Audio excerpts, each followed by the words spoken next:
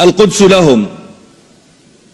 وقال الله عز وجل: فإذا جاء وعد الآخرة ليدخلوا المسجد كما دخلوه أول مرة ليسوءوا وجوهكم وليدخلوا المسجد كما دخلوه أول مرة وليتبروا ما علوا تتبيرا.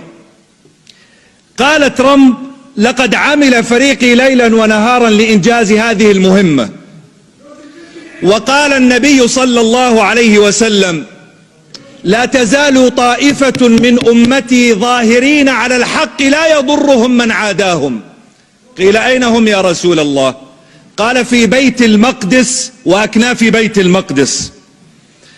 قال ترامب: إن شعوب المنطقة نعمل لمصلحتها ولا بد أن تقبل بما عملنا.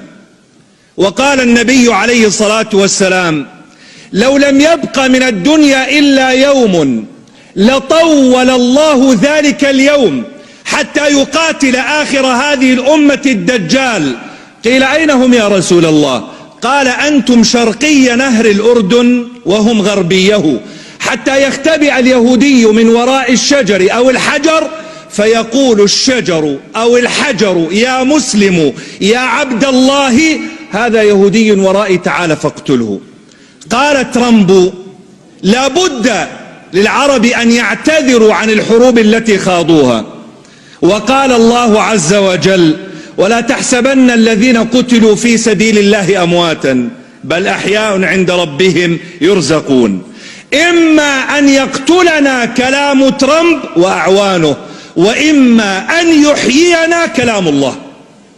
ونحن على مفترق الطرق، لأنهم يخوضون حربا عقائدية يقرؤون ما هو مسطر في توراتهم ويعملون بمقتضاه، ونحن أمة إذا لم نعمل بما جاء في كتاب ربنا فلا قيمة لنا. نحن اليوم في حالة ضعف، والضعف لا يعيبنا والاحتلال لا يعيبنا، فإن الله عز وجل يقول: وتلك الأيام نداولها. وقال الله عز وجل: ما كان الله ليذر المؤمنين على ما أنتم عليه من غلبة وقوة وارتفاع شأن حتى يميز الله الخبيث من الطيب، فإن كان هنالك من كلمة نقولها فأنا أقول لك: شكرا ترامب، لقد كشفت الحقائق ووضعت كل واحد أمام شخصيته وقلبه وفؤاده. إن القدس ليست حربا ولكنها مشروع أمة. القدس ليست حربا ولكنها مشروع أمة نحتاج فيه إلى أمران. الأمر الأول: ألا نقنط، ألا نهزم. لئن غلبنا على الأرض فما ينبغي أن نغلب على عقيدتنا.